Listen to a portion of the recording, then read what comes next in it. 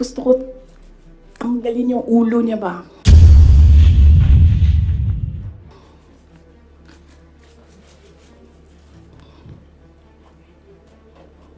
I realized toxic na yung relationship. Imagined myself cutting his head.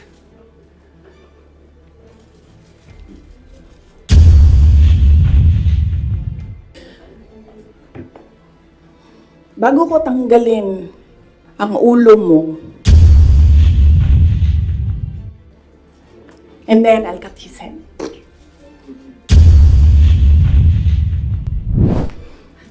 Ma'am, yes, ma'am. Joel, DWIZ. Yes. Ma'am, good morning. Ayong buntag, ma'am. So, tanaw ni mo, ma'am, sa tingin mo, ma'am, dapat tumakbo na lang po kayong presidente? Hindi din. Kung papabalikin ako, tatakbo kang vice president. Lagay ko dyan. Drag me to hell. Ma'am Marlene po, from Radyo sa Estranta. Here po, ma'am. Yes, ma'am. Ma'am, having said na hindi mo kasalanan na hindi marunong maging presidente, yung nakaupo ngayon, ibig sabihin ba ma'am, hindi po kayo kontento sa trabaho po ni Pangulo? Kaya nga umalis ako, di ba, sa administration. Hindi ko na gusto yung mga naririnig ko dun. Hindi ko na gusto yung mga nakikita ko dun. Kayo, kung gusto nyo ng pera, natatakot kayo, kayo lang. Huwag niyo na ako isali. The reason why, noong 2016, ito, sidebar na lang ito, hindi ito kasali, lalo tayong katagal nito. Huwag na yan. Sige. Ano, o hindi. Hindi ko na gusto. Kung presidente niyo siya, okay lang. Ako, hanggang vice president lang ako. Hanggang number 2 lang itong bansa na ito. Wala itong number 1 para sa akin. Yes. Bea, Mamborajo. Yes po. Hi ma'am, kanina po kasi sinabi nyo na, ma'am here. Yes.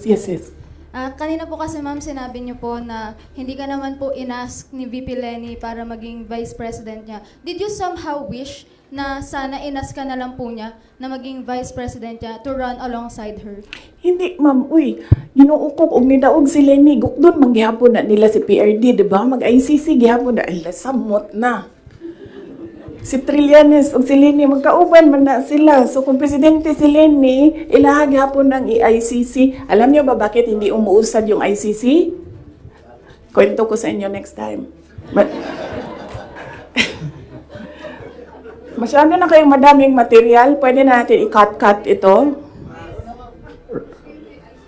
Red Mendoza. Ma'am, sorry po ma'am. Ma'am, may hanging question ako sa inyo the last time kasi ito yung tungkol dun, yun nga, you're referring nga yung tungkol doon sa tandem ninyo with the President, BBM. And do you think po ba may regret po ba din kayo? Kasi yung mga supporters ninyo were forced to vote for the President as tandem. Yun nga yung sinasabi ko before na kasi may mga supporters din si President Marcos sinasabi na budol din sila sa Nino? inyo. Budol ako. Oo, nabudol din daw kayo nabudol din sila sa inyo. Kasi parang gano'n sinasabi ng mga loyalista ni BBM na bumoto sa inyo as tandem. So, pwede na po ba masagot yun, ma'am, kung sa tingin niyo po ba bumaba yung pagbaba ng inyong suporta sa mga loyalista ni BBM ay enough po ba sa inyo na or does it matter po ba na bumaba yung suporta ng mga loyalista ni BBM sa inyo? Hindi ko alam kung ano yung nire-refer nila na nabudol ko sila. Hiningi nila sa akin yung kampanya ko, binigay ko sa kanila, nanalo sila. So, saan doon ang budol? Nung tumulong ako sa administration, ang DepEd was what? Top 3? The morale of the teachers were so high na they were happy maghirap na magturo. Rain or shine doon sa mga classrooms. So, saan doon ang budol? akin ba yon kung number 3 ang DepEd? Ako ba ang presidente? Hindi. Sa kanya yon. Cabinet member lang ako. Diba? Accomplishments ng DepEd. Sa akin ba yon? Hindi. Sa bayan yon. Accomplishment yun ng president. So, budol. Ms. Aracel Garcia, Fuji TV. Hi, good Yes. no. Hello, ma'am. Yeah, during the time of your dad as president, he was not also having good terms with the Vice President Lenny, and now apparently parang naging ano na to, naging president yon on this administration as well. How do you feel about that? And my follow-up question would be, are you looking into running on 2028 as president? Okay. So, si PRD, in all fairness to the person, hindi yun nanggigipit ng tao. Hindi niya ginipit si Lenny Robredo. Tinanong ko, bakit 700 lang yung budget ninyo at the time? Kasi 700 lang talaga ang pinropose. Hindi natin alam anong rason. Yan yung sinabi ko doon sa budget hearing. Hindi siya nanggigipit. Sinuspend ba ni PRD o tinanggal sa pwesto mga politiko na kaibigan ni Lenny? Lahat ng mga tumatanggap sa kanya doon sa iba't ibang lugar, nasuspend ba yun? Nawalan ba ng budget? Wala naman. I don't remember anyone ever complaining na naalis sila sa pwesto kasi kaibigan nila si Lenny Robredo. Wala. So, hindi yan siya mahilig manggipit ng kalaban. Kung maalala niyo, kalaban niya sa politika. Hindi sa personal na buhay. Sa politika, si Speaker Nograles, never yon nagipit sa Davao City. Si Trillanes, yan. Mortal enemy niya si PRD. Si PRD thinks nothing of him. Pero, ginipit ba yun? Wala. Diba? Kita nga natin siya kung saan-saan. Kita nga siya sa kasamang Lance Mego, Diba? Newswatch Plus. Good morning, ma'am. Hello. Good morning. Yes, sir. Good morning po. So, since we're on the topic of the election, 2022 elections, recently po kasi nagkita si Pangulong Bongbong Marcos at si Vice President Robredo sa isang event sa Sorsogon. And may sinabi po si BBM, si Pangulong Marcos, na this may be a step for political reconciliation. How do you feel about this meeting and that statement? Wait lang ha. And the 2028 question, ma'am. Oo. Sa sunod na lang yan, ma'am. Ano ba yung sinabi ko na date? Kailan nga ba yun? Fourth quarter of 2026. Fourth quarter of 2026. So, kung mag-advise ako kay Lenny,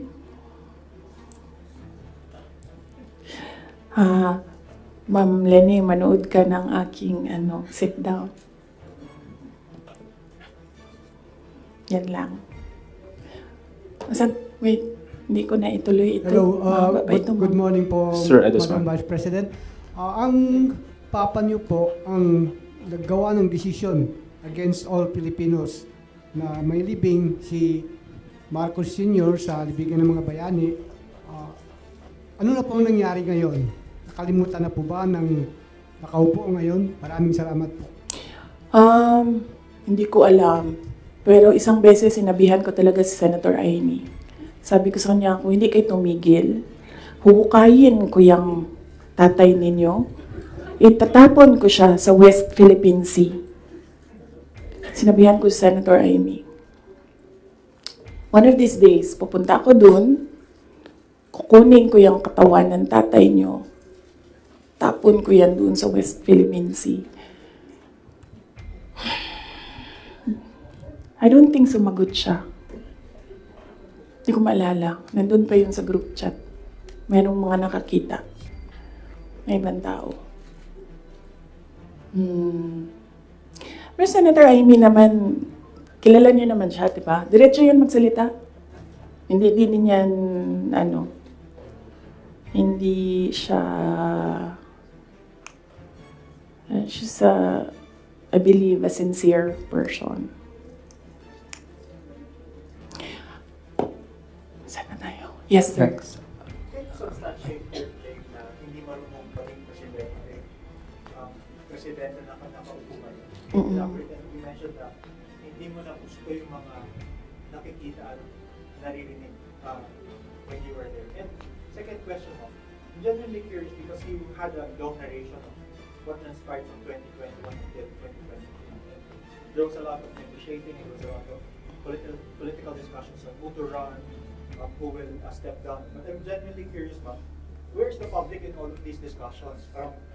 Where did you ever discuss policies, platforms? Because it's as if it's political families discussing the future of the country without regard for the public. And you mentioned that the context of all these of this press call is to give justice to the 30 million plus Filipinos who voted for you and President. Yes, oo. Unahin ko muna yung last question.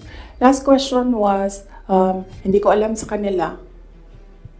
I mean, you should ask the President kung ano yung platform niya. Pero very clear yung platform ko. It was continuity of build, build, build. It was mapayapang pamumuhay, edukasyon, at trabaho. Very clear. And when I won, it was still mapayapang pamumuhay and trabaho and edukasyon, all related to security. And noong hindi ko nakuha yung overarching na sector, I focused on education. Siguro yan na rin yung sagot sa unang question mo. Paano ko nasabi na isubstantiate ko yung sinasabi ko? I don't ever remember may platform siya na sinabi kung anong gagawin niya para sa bansang ito. Di niya sinabi ano ang gagawin natin sa food security. Wala siyang sinabi kung anong gagawin natin sa inflation na darating. Kasi alam naman natin na at the time na darating yun eh. Kasi nakikita na, na-forecast na siya. So, yan yung pagsasubstantiate ko sa sinabi mo. I don't ever remember, may plataforma siya, I don't ever remember him discussing kung ano ang gagawin sa problema ngayon. Alam niyo noon, pag pumupunta ko sa 7-Eleven, expensive yan na tindahan, di ba? Ay, sorry, 7-Eleven. Pero yes, expensive sila.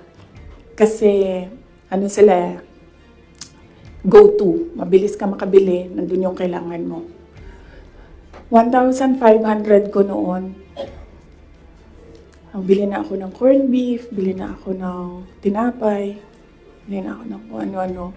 Ngayon, ang 1,500 ko, tsokolate na lang ang mabili ko. Tsaka ice cream. Wala na ang corned beef, wala na ang tinapay. So, yes. Senator Marcos Hasen, yung sinabi mo na itatapon yung Just a very quick follow-up. When did the conversation happen between you and Senator Amy na you mentioned natatapon Hindi yun? kasi conversation yun eh, group chat yun. Tapos, noong banat sila ng banat, sinabihan ko na talaga siya. Sabi ko, one of these days, huhukayin ko talaga yan. Tapon ko yun, West Philippine Sea, yan tatay ninyo. Okay, so, pwede tumuloy na muna tayo. Ha? Kasi gutom na ako. Ma'am, Ma'am, Kelly Cordero po from Bombo Radio. Ma'am, since sinabi niyo po na hindi niyo nagugustuhan po yung pamamalakad ngayon ni PBBM, kung irarank niyo po in a scale of 1 to 10, 10 is the highest, ilan po ang rate nyo sa performance po ni PBBM? Nasabi ko kanina, 10 is the highest, 1 lang ang rating niya. Sabi ko na kanina, di ba, kung kayo gusto niyo, wala man akong problema. Huwag niyo na lang ako isali. Ako, hanggang number 2 lang ako. Walang number 1 ang Pilipinas ngayon. Kung meron man, ang daming number 1, iba-ibang direksyon sila.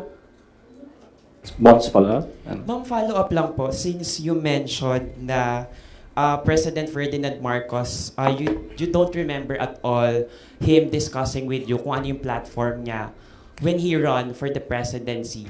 Pero kayo po ba, did you insist na parang sa part ninyo, this is what you want for the country? Yes. Yes. running? Oo. Sa kanya or sa tao? Sa kanya po, nung nagdi-discuss kayo na dapat po may plataforma tayo. Kasi naman, di ba, ang expectation mo, pag tumakbo yung tao, meron siyang sinasabi na gagawin niya. And, pasensya na. Pero nung nakaupo ako doon at the time, hindi ako nakikinig sa kanya. Ang naririnig ko lang, sama-sama tayong babangon muli. Apparently, yun lang yung naririnig ko. And when you say, sama-sama tayong babangon muli, you will do something to make this country the best that it can be. Kasi sama-sama tayong babangon muli, di ba? So, ibig sabihin, walang maiiwan. But apparently, madami ang naiiwan ngayon. Yun lang naririnig ko noon.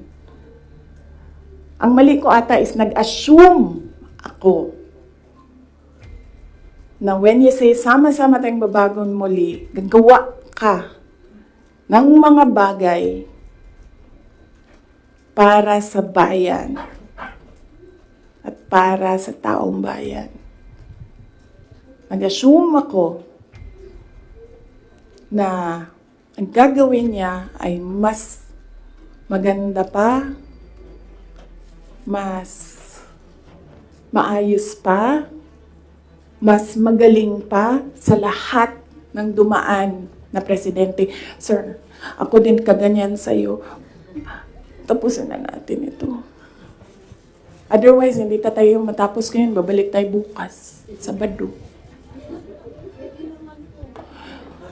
Ma'am, ikaw lang yun at ako, ma'am. Sila, they want a weekend, ma'am.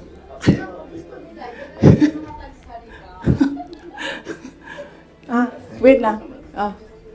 Yes, sir. Yes, sir. Yes. Balikan ko lang po yung sa political reconciliation kuno ni President Marcos pati ni dating former Vice President Leni Robredo. Hingin ko na lang po siguro yung assessment nyo na bilang, ayun nga po, tumakbo kayo kasi ginamit kayo para manalo laban kay Leni kasi nga natatalo na raw sila. So sa tingin nyo, bakit po kaya ngayon nakikipagkita?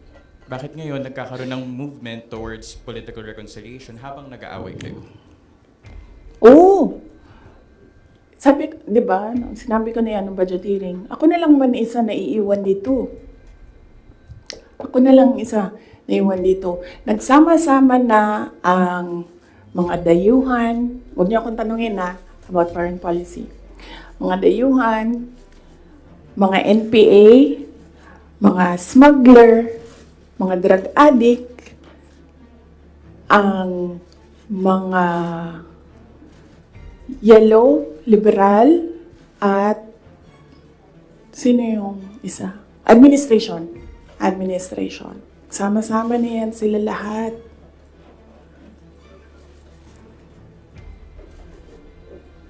Ako lang na naiwan dito sa... Kaya nga, ito lang ang lamesa natin. Kasi ako lang mag-isa na. For what? I think, di sila ganahan siguro sa kuha. Tingalig di sila ganahan sa kuha. Nga na mag-inom mga insecure.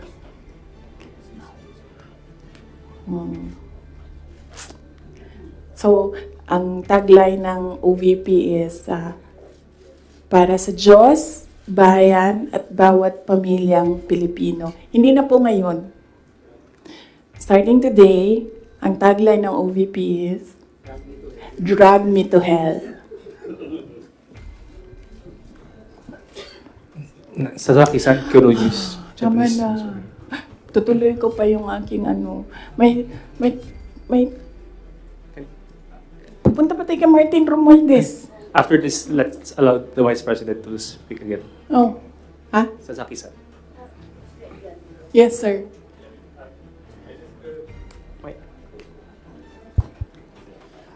I just wish to have a question. If you didn't participate, if you didn't join Unity as a vice president 2 years ago in the election, do you think BBM could not elected? And do you think that was better result for people of the Philippines? And also, do you feel your contribution was underestimated or ignored by the administration? Contribution to the campaign, to the election. Okay.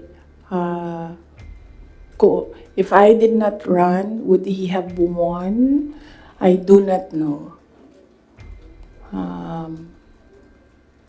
I've not seen his numbers without my number, but I'm sure their side has seen his numbers against Leni Robredo with and without Sara Duterte. So, I've not seen it. I wouldn't. Maybe I think they know that they will not win because that was what Senator Amy said. We cannot win against Leni Robredo without Visayas and Mindanao. Yes. The other question is, Do you think if you didn't agree in the unity, BBM would not be elected? Is that better result for the people of Philippines now, do you think? if I wouldn't know as well. I wouldn't know if we would be in a better place if Leni Robredo is president. Something that is speculative. So I cannot answer the question if we would be in a better place if we had another president, not BBM. And also, do you think your electoral contribution was underestimated or ignored by the current administration? Yes, I believe so because we are here today because he said he was deceived. So yes, I believe yes, and they've been saying that in their communications that. In fact, ayaw ko i-mention ang pangalan niya. So I'll just mention his initials, LG. Yan ang sinasabi niya. She did not bring anything to the table. When in fact, I am here sitting down today to tell everyone they needed me. I don't need them. So, sabi ko kanina sidebar, hahaba yung yung 2016, balik tayo 2016. Kanina, 2021 lang tayo ngayon. Balik tayo 2016.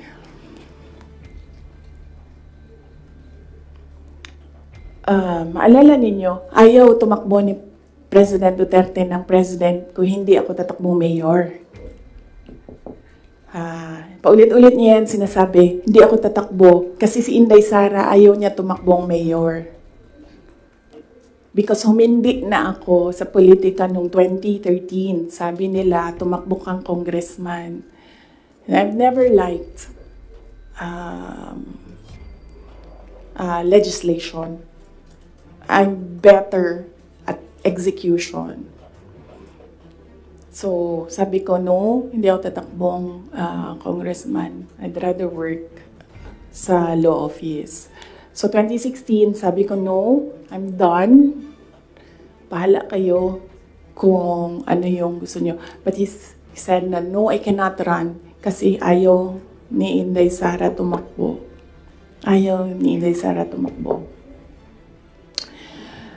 ng mayor. And then, pinilit ako ni BG, said some things, pinatawad ko na siya ngayon.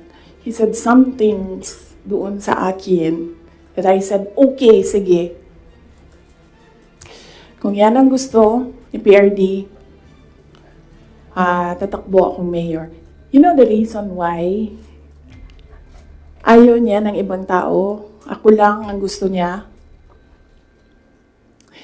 Because I don't take bullshit from anyone. Even President Duterte. That is the reason why. So, I will not take their bullshit. Bullshit sila. Sila ang bullshit. Bullshit, bullshit, bullshit.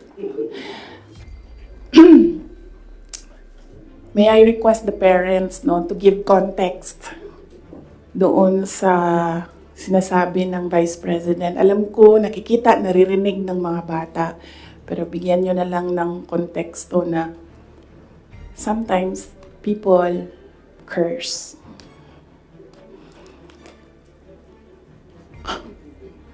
Ano na? Oh, so DepEd. So, personal, and then, bakit ako nag-resign, umalis sa administration, DepEd. Alam niyo na yon. Sinabi ko na yan, 2 tao lang nagkokontrol dyan. Ulitin ko lang mabilis. Si Zaldico, Martin Romualdez. Kita natin yan. Tingnan nyo ang NEP, tingnan nyo ang GAA, tingnan nyo ang tingnan nyo ang NEP, tingnan nyo ang GAB, General Appropriations Bill, tingnan nyo ang GAA. Makikita ninyo ang galawan dyan. Hindi na siya kailangan ng expert. Sundan nyo lang kung ano yung nagbabago. Anong isa pa? Na-proof ko dyan, yung AKAP. Diba? Nagtalo sila sa AKAP. Sinasabi ng mga senador, hindi naman namin nakita yun noon eh. Sabi ni Zaldico, o diba? Pinirmahan nyo, digital signature ninyo, pinahiram ninyo, pinirmahan nyo yan. Nandun yan. Wala nang bycam na nangyayari. Ang sa akin lang, presidente ka, di ba? So you have the full cabinet of experts, finance experts, nandyan sa iyo. So nakikita nila, di ba? Oh, President, Mr. President, ito po yung NEP natin. Pero pagdating po sa GAB, ganito na po yung nangyari. Di ba magtatanong ka na, ano nangyari? Bakit naging ganito? Di ba? O ako lang ba yun?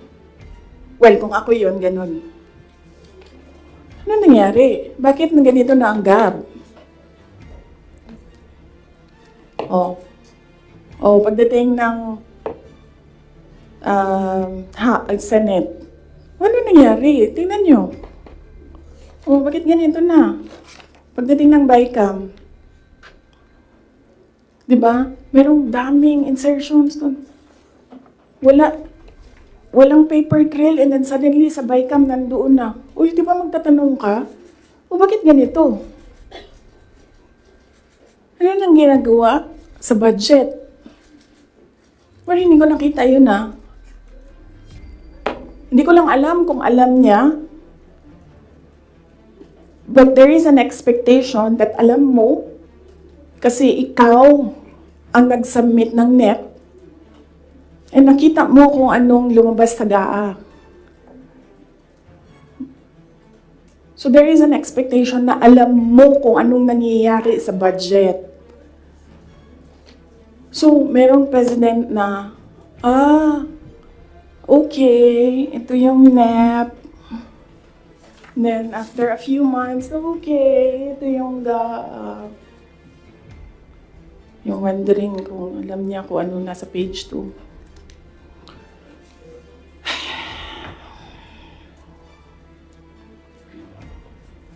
So, that's DepEd, budget. Ang huli is yung taong bayan. Okay? So, pwede ba, pag nakita nyo siya, sabihan nyo siya, alam nyo, don't ever mention her name or say na I was deceived by her, ganyan. Para hindi tayo nagaganito ba? Ayoko yung pag-usapan, yung mga ganito na bagay. So sabihin niyo sa kanilang lahat, huwag niyo na lang banggitin yung pangalan niya kasi pag binanggit niyo yung pangalan niya, lalabas yung drag me to hell press con. Pwede naman sana tumahimik na lang, no? O bakit sabihin, kailangan mo pa sabihin na, nabudol niya ako.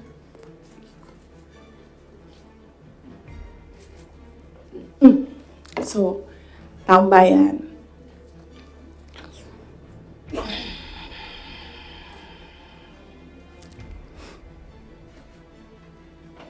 Magkasama kami nag-attend ng isang graduation. Truthfully, I wasn't feeling well. Kasi kinukulam nila ako. Andiyan na sila, umabot na sila sa kulam. Nagsama-sama na silang lahat. Kinukulam pa nila ako. So I wasn't feeling very well. Pero I had to go. Kailangan ko pumunta. Kasi para naman sa graduates yun. Hindi para sa akin yon. That's their happiest day. So, nagsama kami.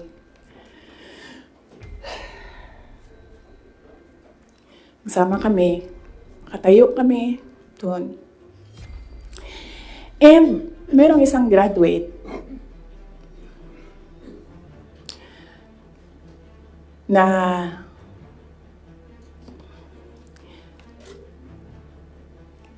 alam nyo, para sa akin, there was some sort of inappropriateness sa ginawa ng bata.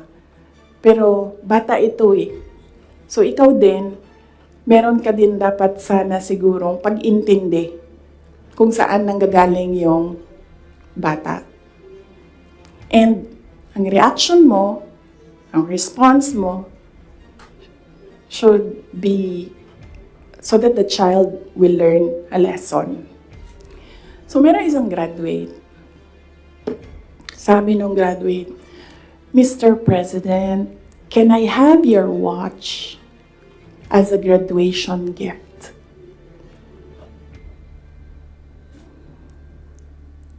And narinig ko, tabi ako, di ba? Narinig nung katabi ko.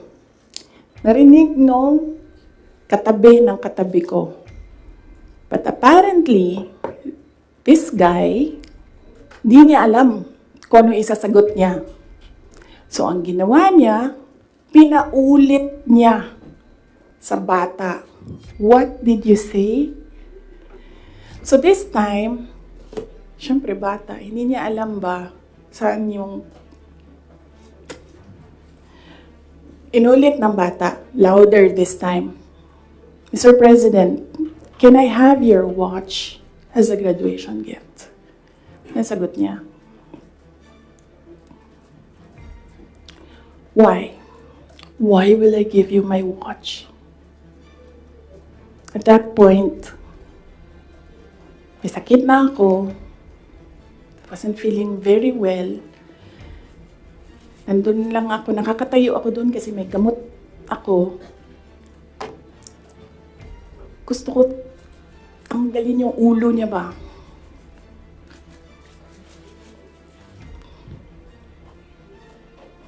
I realized toxic na yung relationship.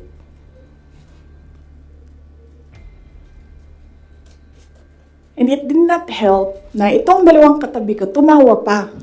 Pinagtawanan pa nila yung bata.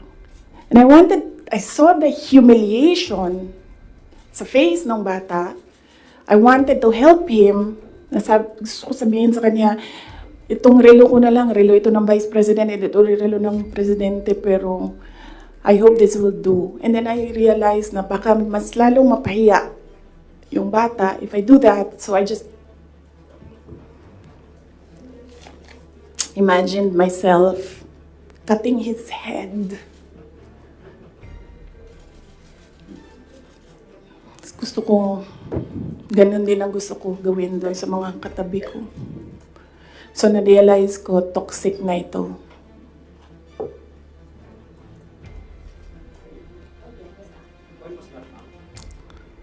One of the graduation, hanapin niyo yung footage, makikita niyo doon yung muka ko.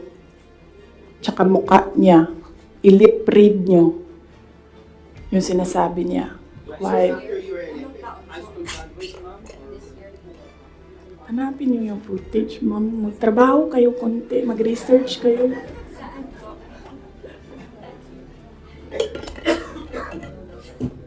So, gusto ko sabihin sa kanya, bago ko tanggalin ang ulo mo, yang batang yan yung magpapakamatay para sa bayan natin. Nag-aral yan ng 4 na taon, naghirap yan ng 4 na taon, walang tulog araw-araw para mag-training kasi mamamatay yan para sa bayan natin. Yan yung batang yan, ang mapuputulan ng daliri diyan sa fiasco ninyo sa West Philippine Sea. And then, I'll cut his head. So, doon, na-realize ko, toxic na, di ba? Ganyan na yung imagination mo. Ang imagination mo, sinasakal mo na yung tao. And then I said, this is over. Tapos na. And then, so hindi pa natigil. Doon sa Tamayong, sa barangay Tamayong, sa Davao. Alala nyo? Pinupuk-puk nila yung mga tao doon. Hinampas, pinupuk. Doon sa diversion road ng Davao City, tinirgas nila yung mga tao doon. Isang tao lang ang hinahanap mo, ha? Bakit mo pukpukin yung 30? Bakit mo itirgas yung 100? Paano nag-surrender yung tao? Di ba kinausap lang? Kinausap lang siya. Mag-surrender ka. And then he said, okay, I will surrender. So anong purpose na pukpukin nyo? Yung tao na hindi naman niya alam na saan si Pastor Kibuloy, nandun lang siya, nagtatrabaho. Doon siya nakatira. Anong purpose? Anong purpose na i-tear gas mo yung tao for expressing his desperation, his frustration, his anger? Para lang maghanap ng isang tao na in the end, paano nag-surrender? Kinausap. Nag-surrender siya.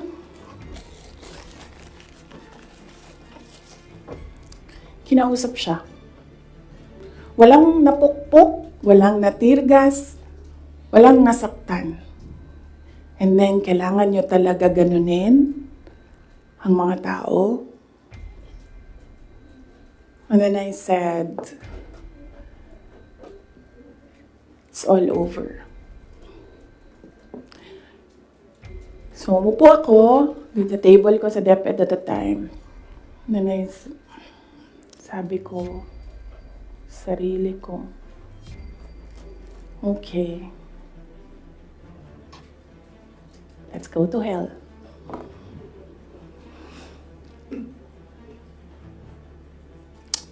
So, ano bang ginagawa nila? Balik tayo dun sa yung political reconciliation. Ang gusto nila, hindi ko sinasabi silang lahat, ha? Si Martin Romualdez lang.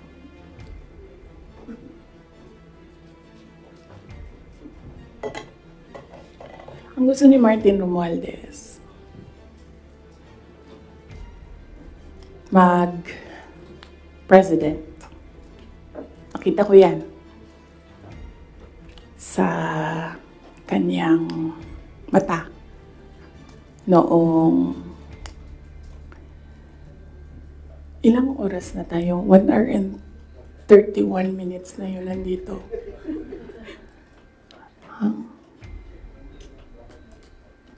I-cut na lang natin. Tapos next week yung Martin. Pwede, madami na kayong material, di ba? Okay na yun? Oh. Sige. Ang questions natin doon lang sa 1, 2, 3 ha. Sa personal, sa budget, sa DepEd, and kung the way he treats. Alam nyo, may red flag na yan noon eh. Nung kampanya, may red flag na yan. But unfortunately,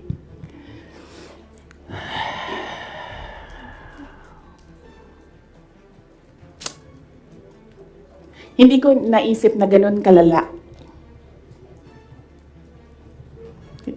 yung insincerity.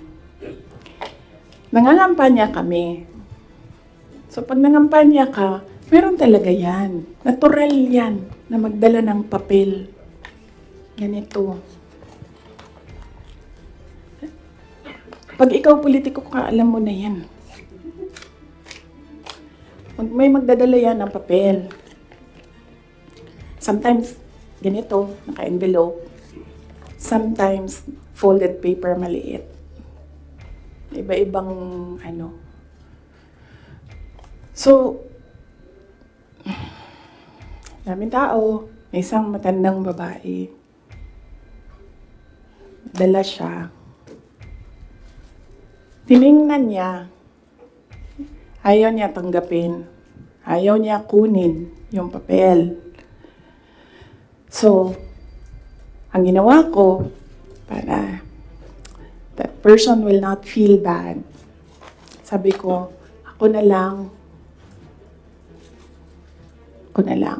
Ginawa ko. Mabilis lang kasi yun. Diba? Kasi, ano yan eh, motorcade. So, mabilis yan.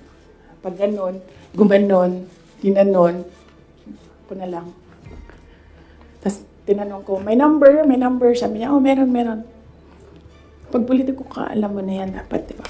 So, doon sa truck, binasa ko. 1 page lang naman, binasa ko. Simple. Request of 5,000 pesos for livelihood. Tumingin siya sa akin. Sabi ko, ako nang bahala nito. Maliit lang na bagay ito. Ako na. Sabi niya, okay, sige. Yan lang.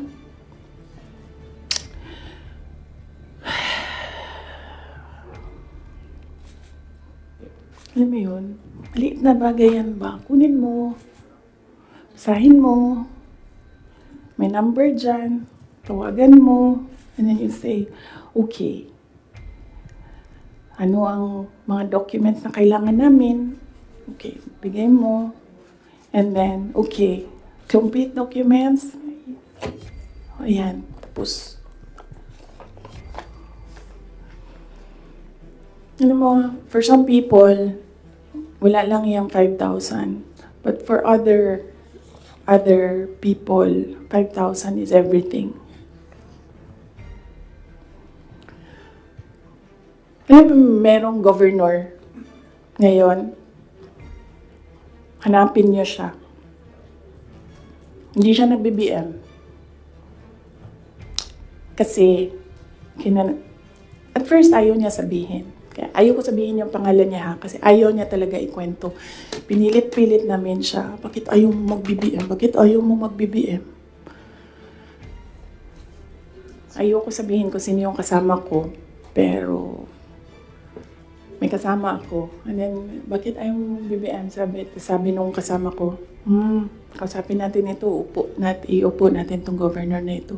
Sabi ko, okay, sige. Sabi ko, bakit ayaw mo mag-BBM? Sabihin mo sa akin. Bakit ayaw mo? Ganon din ang kwento ng governor. May ibang version lang, konti. Hindi straightforward na ganon. Ang kwento ng governor, siya nakita ko with my own 2 eyes kasi ako yung nag-i-escort sa kanya. And for that reason, hindi ako mag-BBM. Okay na, sabi ko sa kanya, okay, di na magsara ka na lang. And sabi niya, sige, ikaw walang problema.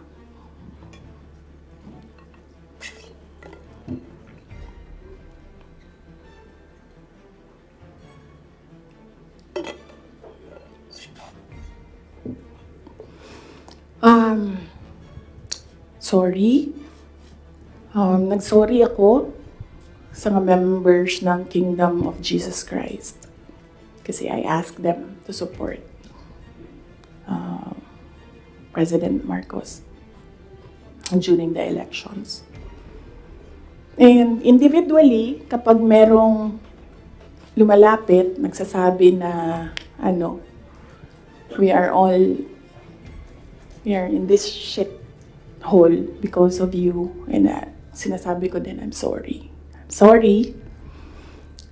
I'm sorry, but sabi ko sa kanya, kung bigyan ako ng Diyos ng pagkakataon, yan lagi yung sagot ko. Kung bigyan ako ng Diyos ng pagkakataon, bawiin ko lahat yan. Hindi ko bawiin yung nangyari. Babawiin ko yung dapat para sa bayan. Alam nyo, next week na lang yung kay Martin. Pero si Martin talaga is an embarrassment for the Philippines in the global stage. Kakahiya. Next week na lang or next week after Undas. After Undas, pag-start ng house. No? Pwede. Pagbalik ng house. Kasi I think nakabakasyon pa sila lahat. Ma'am, question lang. Ma'am, nag-campaign kayo ni PBBM together, ilang buwan din po yun, magkakasama kayo araw-araw, almost araw-araw, and then syempre naging member kayo ng cabinet. Bakit po hindi kayo naging magkaibigan despite yung matagal na rin na pagkakasama po ninyo? Ni President Marcos, hindi talaga kami magkaibigan. Nagkasama lang kami, unang-una dahil sa eleksyon, pangalawa dahil sa trabaho. Hindi kami magkaibigan yan. Isipin nyo ha, noon, nung tumatakbo pa, meron kaming group chat. Nandun siya. So yun lang yung some sort of communication namin dun sa loob ng group chat na yun. And hindi siya medyo nagsasalita doon, bihira. After nun, nawala na siya doon sa group chat. And then after that, wala akong number niya. I'm sure may number siya sa akin. Kasi syempre nandyan yan sa mga staff mo, sa aide mo, diba? Yung number ng Vice President. Pero wala kaming some sort of communication. Nothing at all. Except nung magkasama kami para mangampanya. Yan lang. Sa labas niyan, wala na.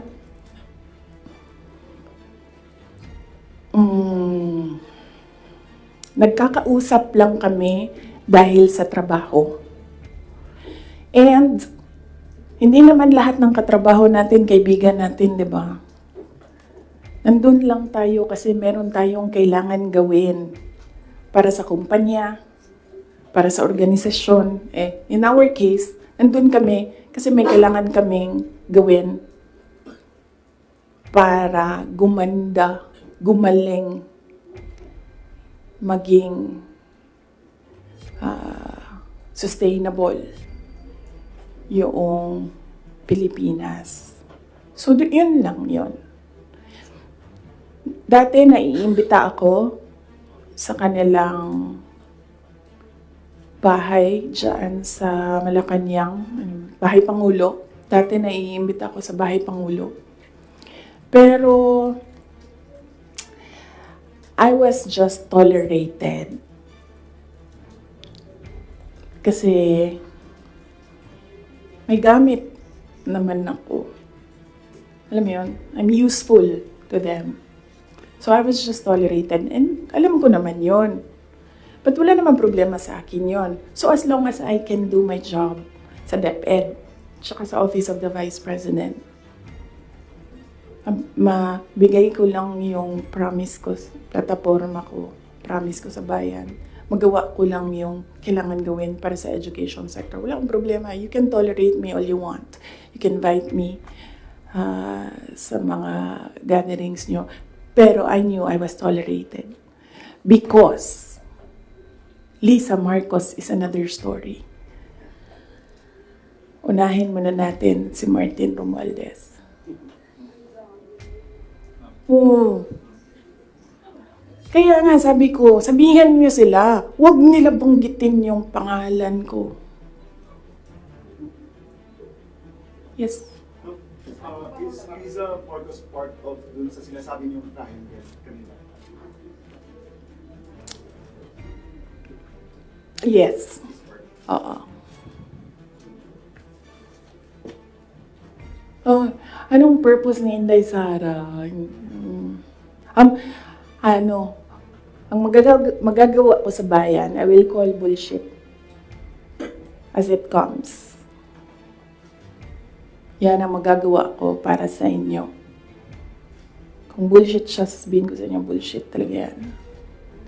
And, yes, as I said, huwag kayong mag-alala sa akin. Hindi ko kailangan ng pera. Kaya hindi ako madadala sa pera. Kasi, ang pinakagusto ko sa buhay ko, hindi siya nabibili ng pera. So kahit man meron akong 500 billion sa likod ko, hindi pa rin mabibili yung gusto ko. So hindi ko siya kailangan. And hindi ako takot. That's why I said, you can drag me to hell all you want. Wala kang problema sa akin yan. Si Martin ba? Hindi po mabibili ng pera yung... Sinabi niyo po hindi mabibili ng pera yung gusto niyo. Ano po yung gusto niyo? Ayaw ko sabihin. Masyado ng personal yan, ma'am. Masakit na nga sa akin na kailangan ko magsalita from... Ay, kwento. Masakit na nga para sa akin na ikwento ko from 2016 to 2021. Anong nangyari sa mga group chat na yan. Yung mga papel na yan, masakit siya. I don't like talking about my life. Gusto niyo pag-usapan ng pagbabago campaign, tree planting namin? Ayaw niyo. I understand po ma'am, yung 2022 to 2023, I mean, kasama kayo lagi ni Speaker Martin Romualdez sa mga events ni BBM. So, Yes. why, parang bakit, tapos yun na, before yung nangyari yung resignation sa lakas, after na resignation sa lakas, nakita ba kayo ni BBM na kanudling daw or holding hands kayo ni Martin during one of his foreign trips? So, why biglang nasuklang kayo bigla kay Speaker?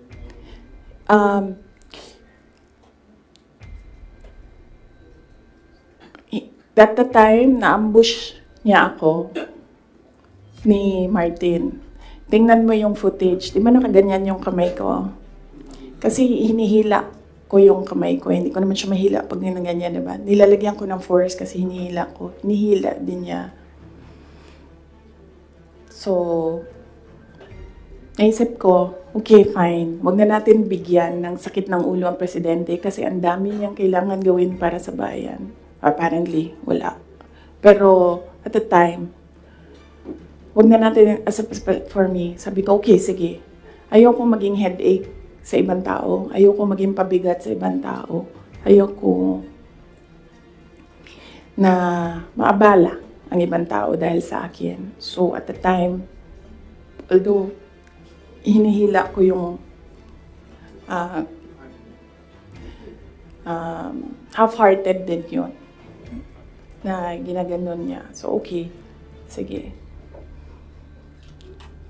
May red flag din yan si Martin eh. Magkatabi kami niyan sa airplane nung kampanya. May sinabi ako sa kanya, may sagot siya sa akin.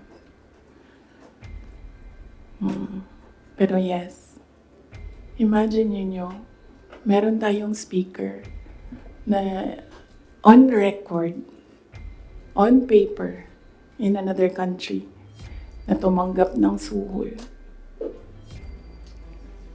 Kaya. Ma'am, can you elaborate lang po yung speaker on record? Ay, kailan ba yung speaker part? Kailan yung Martin Romualdez part? After November? After opening ng house, yes.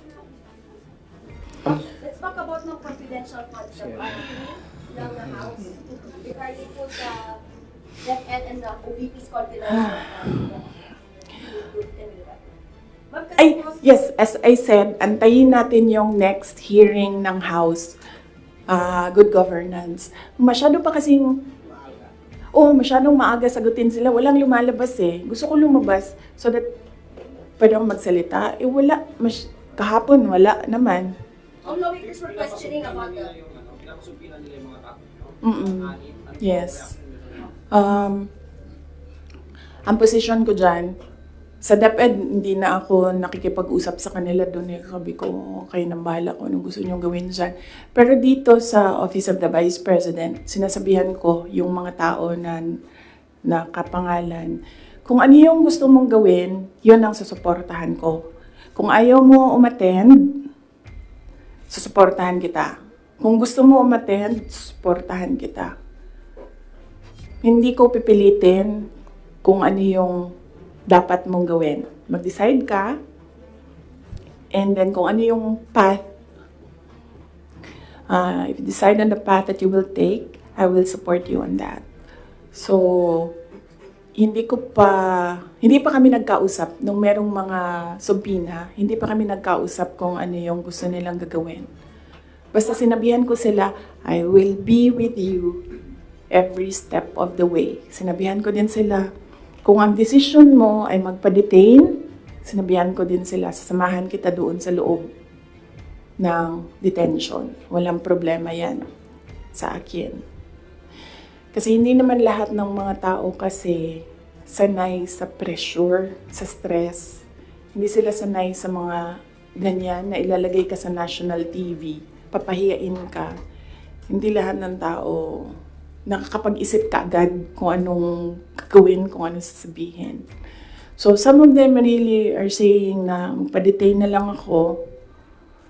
And then, sabi ko sa kanila na, okay, walang problema yan. Samahan ko kayo sa detention. Sorry, on the issue of budget naman, since parang final na sa House part ng 733 million, what would that mean for the OVP satellite offices? Would that mean like a total shutdown of the 10 OVP satellite offices? Inaantay namin yung GAA. So, pag nandyan na yung General Appropriations Act, alam na namin kung ano, ilan. And then meron na kaming mga options ngayon. Unfortunately, hindi namin siya ma-finalize kasi yung mga options namin kasi hindi namin talaga nakikita kung ano yung nasa batas. Hindi pa kasi batas yung GAB. So, antayin namin. Pag nakita na namin kung ano yung numbers, then pipiliin na namin anong options para sa Office of the Vice President. But rest assured, patuloy yung trabaho ng Office of the Vice President para sa bayan. Kung ano man yung kaya namin base sa kung ano yung budget, ibibigay namin yan sa taong bayan.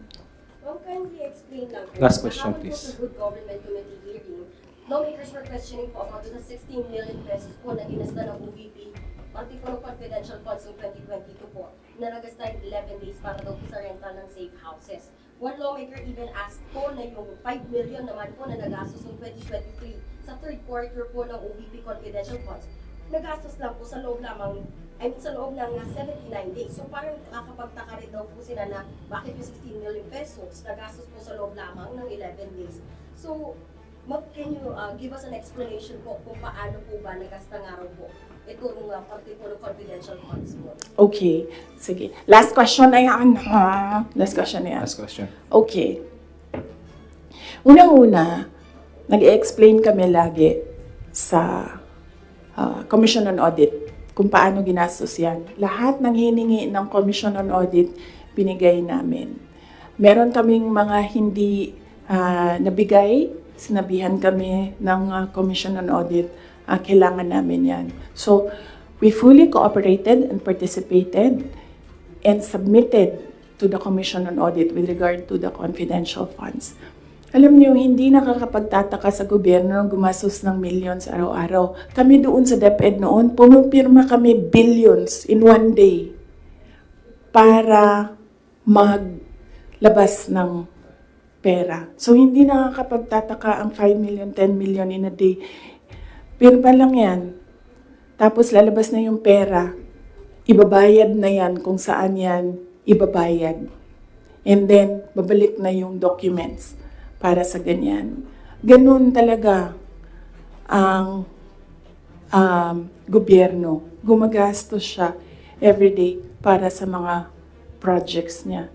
And sometimes, it's not millions, billions ang pinipirmahan ng mga opisina ng gobyerno para sa projects. Okay? Yes. Maraming salamat. Sabi mo po mas mahal pa rin po yung ginasta sa safe houses po na yun. Parang sa luxury hotels, sa mga mamahaling condo po sa Metro Manila. Kasi ang ginagawa nila, nag-audit na sila. Kaya ako hindi sumasagot doon sa kanila kasi ang ginagawa nila, sila na yung nag-audit. Hindi naman yan tinanong ng Commission on Audit. Ang hiningi lang ng Commission on Audit, ano yung documents para sa mga expenditures. So, sinubmit namin yon. And in fact, nakikita nila yun kasi sinubina nila lahat ng documents. The thing with the hearing is kung makikita mo, kahapon, hindi ko napanood, kaya hindi ako mag-comment, pero nakita ko sa transcript na kahit anong sabihin ng tao na nakaupo doon, ng resource person, kukontrahin siya noong nagtatanong. Walang tamang sagot sila tatanggapin. Kahit yung COA na mismo ang nagsabi kung ano yung trabaho niya, hindi nila tinatanggap na sagot. Kasi bakit ba? Kasi nga, sa simula, sinabi ko, gusto nila mag-impeachment.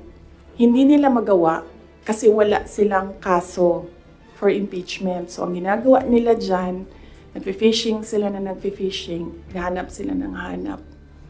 Alam nyo, before ako umupo, alam ko, impeachable officer ako. So, binasa ko yan. Ano ang impeachment?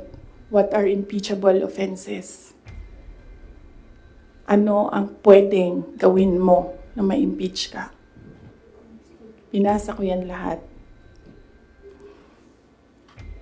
Si BBM, sabihin ko sa inyo, may listahan ako ng 5 bagay na impeachable offense niya. Pero sa tingin niyo, papasa dyan sa House? Of course, hindi. Diba?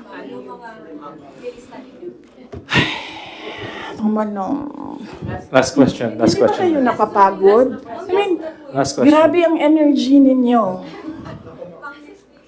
Hindi. DepEd official, Yung taga-DepEd si Atty. Osias, sinabi po niya na may nakatabi daw siyang sobre, katulad ni Yusek Mercado. Yung envelope na yan, kaya ako sinasabi kanina, antayin natin yung next hearing. Kasi hindi pa siya enough eh. Ang gusto nila kasing palabasin sa mga tao, yung envelope na yan, galing sa, yung pera na yan, galing sa confidential funds. Yan yung gusto nilang i-portray sa public. Para yung perception ng tao, ay, hindi talaga ginamit para sa ano. Pero kasi, para sa akin, kulang pa siya. So, inaantay ko yung next hearing. Bago ko pag-usapan yung envelope na yan kasi kasama yan dun sa triangle. So hindi pa po siya. Yes! No! Hindi yan sagot sa tanong mo. No, I will not answer questions anymore. Yung DepEd po, meron daw po Yes. Marian. Thank you. Thank you. Thank you. Meron daw pinasang certification ng DepEd na galing sa mga soldiers na pinapalabas na yun sa youth Leadership issues. Totoo ba yun, ma'am? Ginamit ko yung Hindi ginamit ang confidential funds sa AFP. Hindi din siya ginamit sa YLS. Ginamit siya supporting information doon sa mga areas kung saan may nakuha na reports na at risk ang mga bata. Walang binigay na CF sa AFP. Walang binigay na CF sa YLS. Yung YLS lang ang tinanong. Sinabi namin, ito yung areas at risk. Sabi na yung AFP, okay, gawa namin ng paraan. Based on information we gathered doon sa baba. Antayin natin yung next hearing, antayin natin kung ano yung sabihin doon, tapos isa-isahin natin siya. Okay.